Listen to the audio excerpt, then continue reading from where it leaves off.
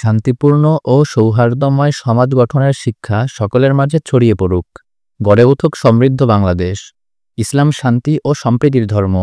উপজেলার দিগরাজ কেন্দ্রীয় কবরস্থান কমিটি ও এলাকাবাসীর উদ্যোগে মৃত ব্যক্তিদের রুহের মাগফিরাত কামনায় ৪র্থতম বার্ষিক ওয়াজ ও দোয়া মাহফিল অনুষ্ঠিত হয়েছে।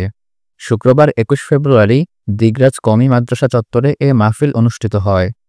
মাগরিব বাদ মূলত শুরু হয় মাহফিলের আনুষ্ঠানিক কার্যক্রম।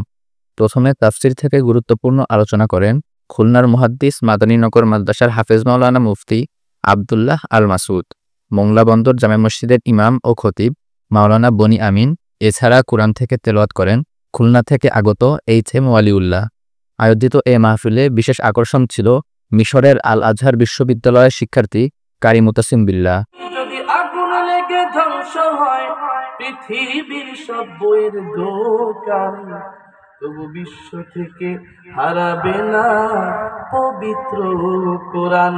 ঠিক কিনা?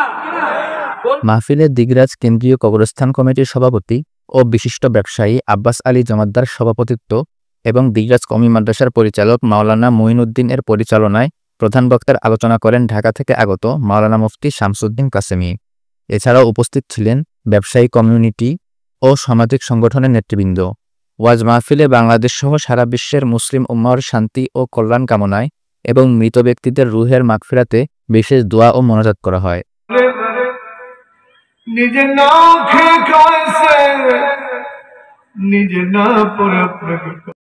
Desk report, Mongla post.